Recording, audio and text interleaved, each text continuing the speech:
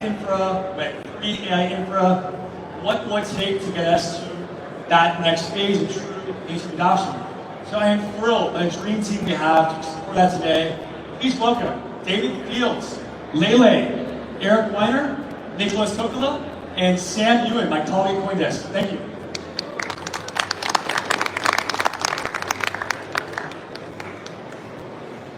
All these humans. It's very exciting. Raise your hand if you're an agent. All right, we got a couple. Welcome. I'll try to speak in binary for you. What a wonderful panel. I'm very excited to be able to moderate this with these four brilliant people. I'm going to learn a lot. I'm Sam Ewan from CoinDesk. I head up the innovation practice, so I'm going to take a lot of notes on what we're talking about today. But I would love, Lele, let's start with you. Just give us a 20-second who you are, and then we'll go down the panel. Sure. Really great to see everyone. I love Toronto. So I'm Lele. I'm VP and Head of Business Development at Kite AI. Kite AI is AI Layer 1 focused on building an open marketplace for agents, models, and data. And myself, I come from more of a TradFi background. I worked on Wall Street for over 10 years and came to the blockchain space about 5 years ago. Eric? Hey, I'm Eric Weiner. I'm the CTO of Near AI. Near AI is kind of an offshoot of the Near protocol L1. We're focused on building a framework for AI agent hosting, for agents to talk to other agents, transact, pay, and the app layer on top of that. Hi, I'm David Fields. I'm co-founder and CEO at Ready AI. We're focused on structuring all the world's data and making it universally accessible to AI. And we're built on BitTensor, one of the leading crypto AI protocols. Hi, I'm Nicholas Tokola. I am one of the co-founders of pinetwok and heading the technology.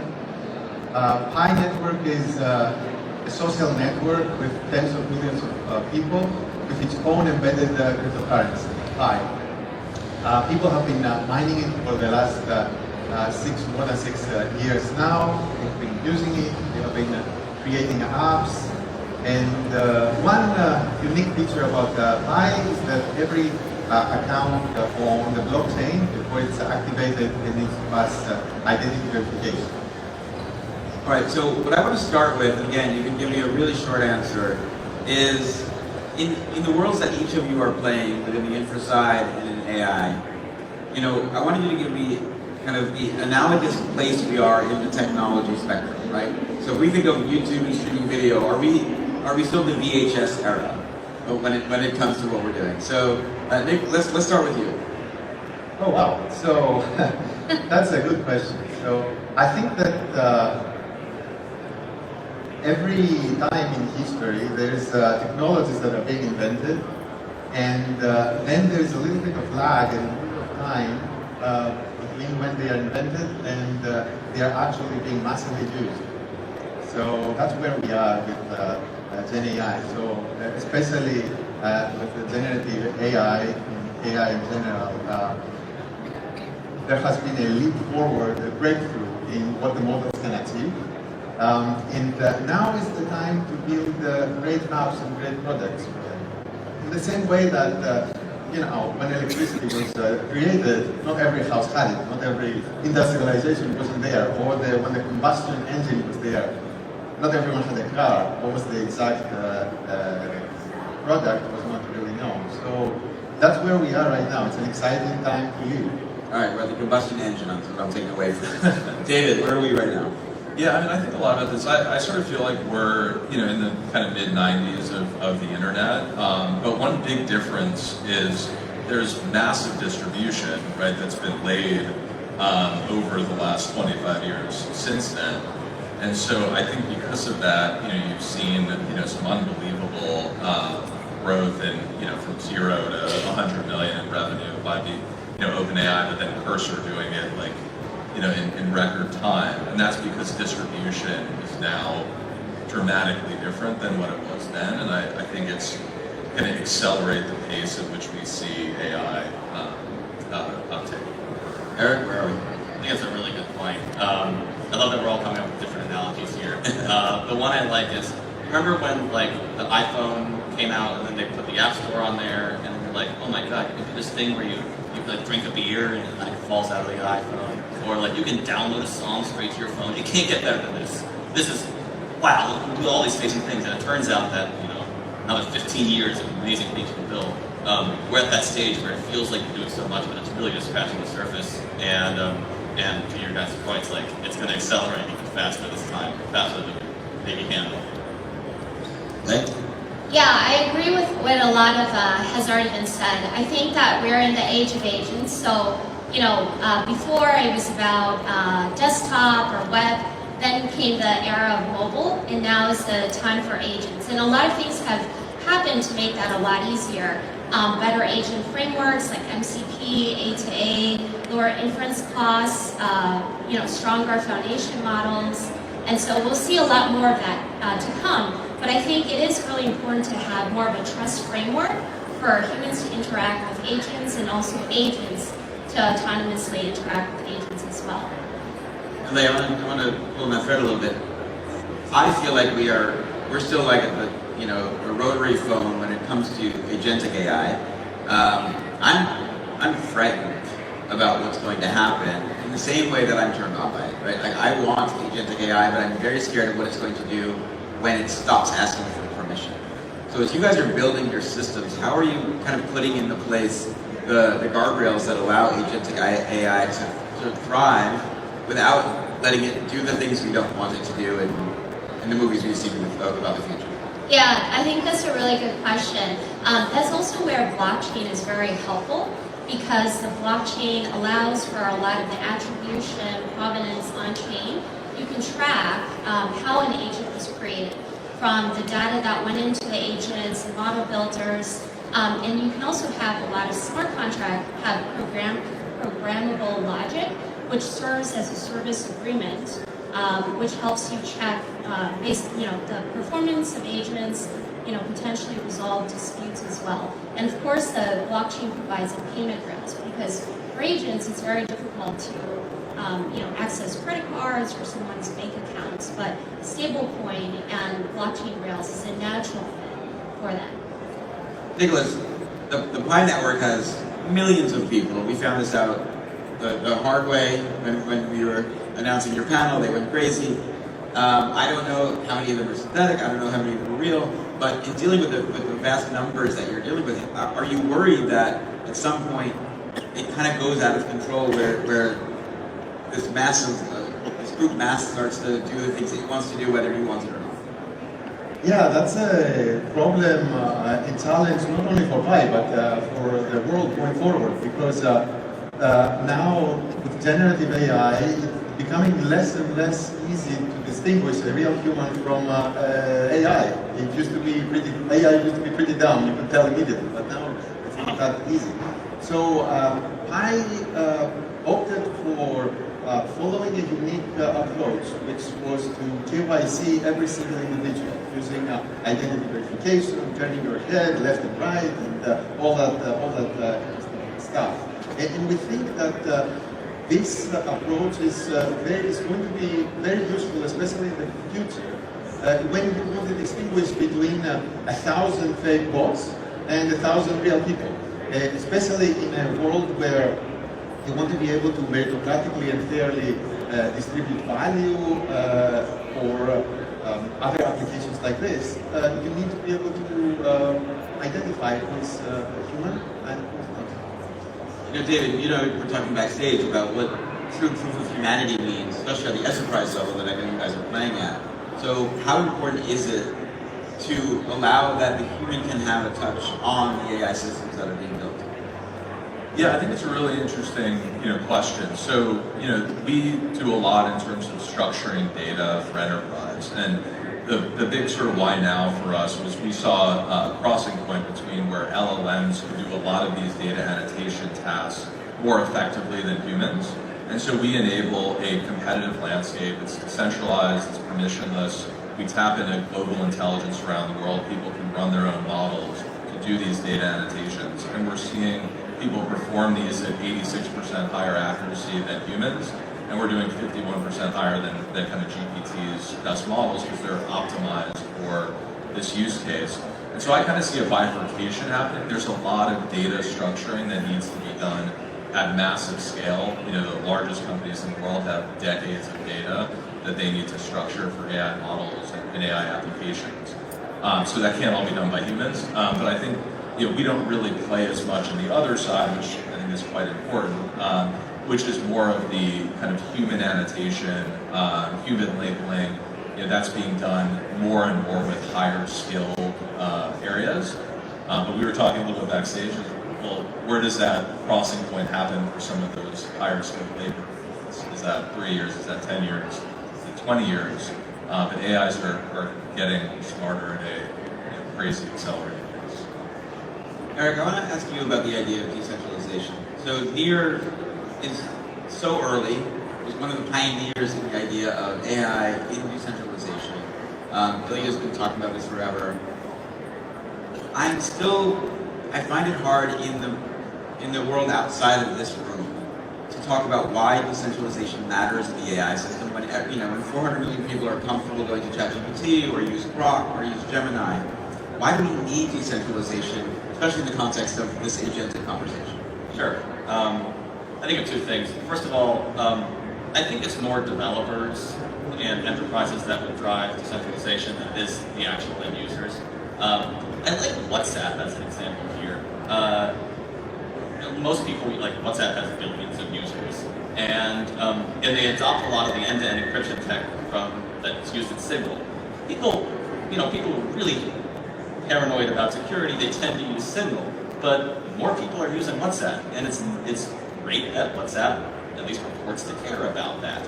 Similarly, like, you can convince developers that these principles are important and they will pass it on to their users and convince their users. Secondly, as there's more autonomous agents going around, like, that is just an absolute superpower. Once you have a network of autonomous agents communicating with each other, I think there's so many unlocks there, and a lot of those unlocks have existed since blockchains have really come into prominence. Like, there's nothing you necessarily can't do with a beginner Ethereum smart contract. But once AI agents are talking to other AI agents and negotiating how they're going to transact, how they're going to get something done, how they're going to check each other's work, like, that's just another opportunity for crypto adoption. That's another opportunity where a human might be like, I'm not going to bother, we're just going to sign an escrow contract, or I'm not going to bother, I'm going to give you my credit card number. And AI is going to say, well, like, let's use a digital native payment system. Let's use a smart contract here. I think it's a whole nother adoption unlock for the world of decentralization. But to push back, I mean, crypto adoption at some point we're going to stop talking about, right? I think about what is happening with, like, I spoke to Revolut last week. Revolut has 52 million users. 15 million of them have been involved in crypto transactions. They're just thinking they're playing finance, right? So I guess, how important is it for the masses, again, you guys are building infra, how important is it for the masses to even have to understand that decentralization matters? Oh, none. Any more than just in my previous example, most people even know what end-to-end encryption is. It's up to us to get ourselves out of the mindset of we need to be pushing crypto and into the mindset of we need to be pushing amazing applications, amazing use cases to people, and that just happen to be built on these principles. We're not going to win by pushing the principles. We're only going to win by making better stuff. I mean, Nicholas, when you're talking to the Pi Army and they're vocal, are they vocal about decentralization or are they vocal about Pi? So I think that in general, when we're thinking of decentralization and AI, and there's another aspect.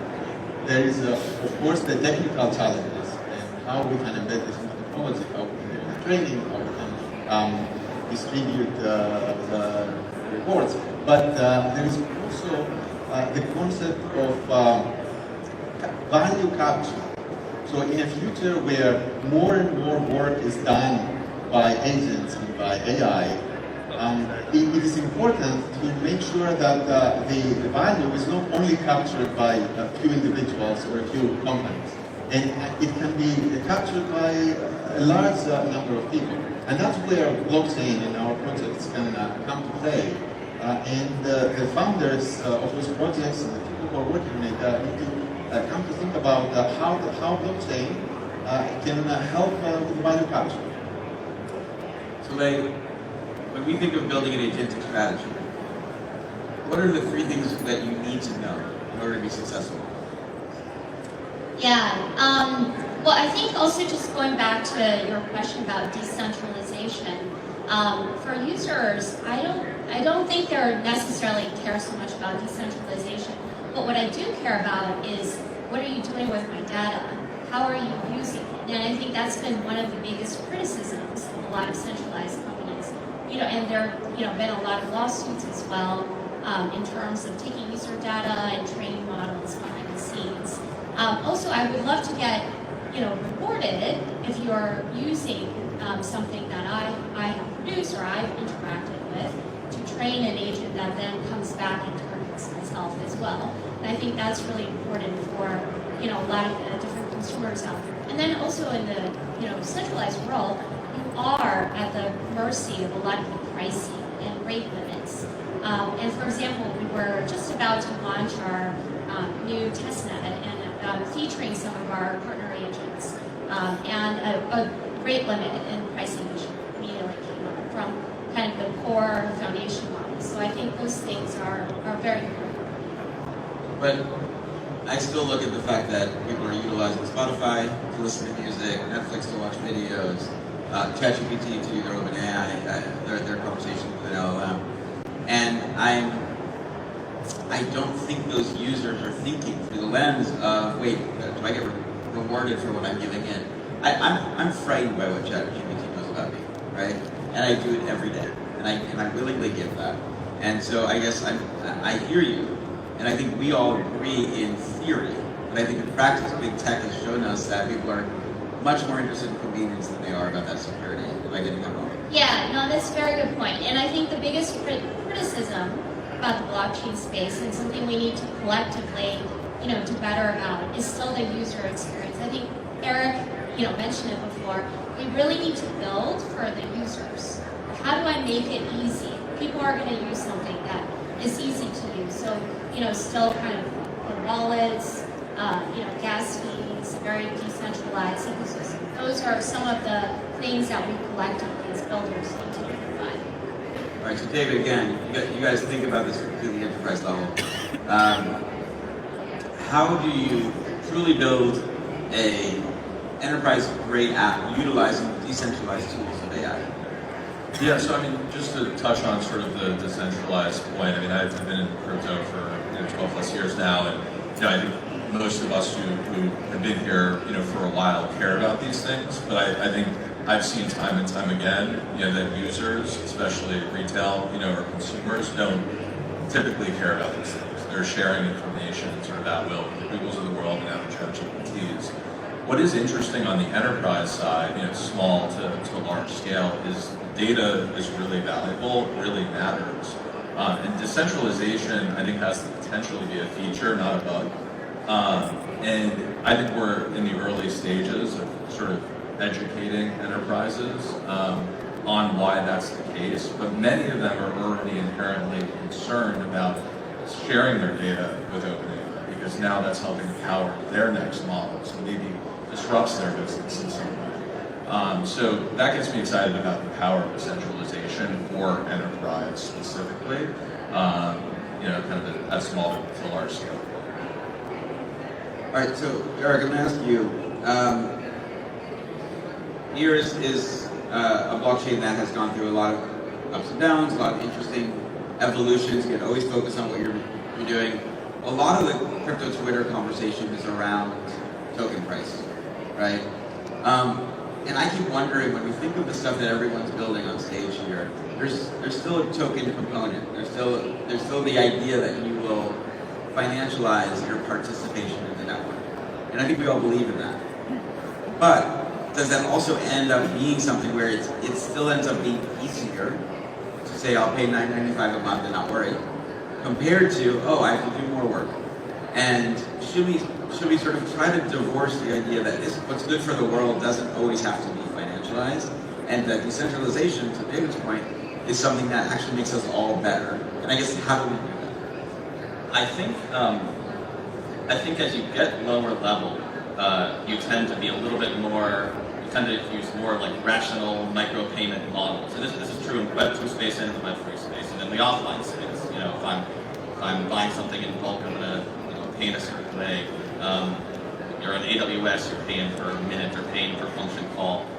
Similarly, in the crypto space, you're paying per transaction, storage fees and such, and that makes total sense. I think where we've faltered is we don't put any layers between that and the user. And so yeah, like I think again, like the end user is still subject to all those behavioral factors. I would rather pay $10 a month and get $4.79 than feel like I'm a value, than feel like I'm getting nickel and dime my way up from $0 to $4.79. I'll pay the extra $6 for that. It's fine. But under the hood, and again, especially when you're relying on an AI agent working on your behalf to help make these decisions and figure out what tools to use and how to pay for them, the AI agent is not subject to those behavioral factors, and it is willing to say, well, I do want to purchase, like, I'm going to pay the minimum possible for this, and I'm going to pay individually for this thing, and I'm going to micro-pay over there, and I need my rewards because I want to, optimize my own cost and for my own P&L, whether it's trading or just sort of working on your behalf to do his job. So I think that's really valuable, and I don't think it should go all the way up to the user level. Running out of time, my last question relates exactly to what you said, and I want to get each of your opinion on it. To me, stablecoins, agents, this is the future of commerce on the internet. Like, there's no doubt in my mind about that. So, how do you guys look at this idea of balancing out how we can build systems that allow for smooth and easy payments at the micro level, and know that the traditional financial system also says, no, what about all of our fees? We want those back. But we are reinventing a new way of commerce, a new way of engaging with each other. So just give us, final thoughts to start with you, Nicholas, on what it means to bring agents, stablecoins, decentralized AI networks together and build the apps of the future. You have 30 seconds. Okay.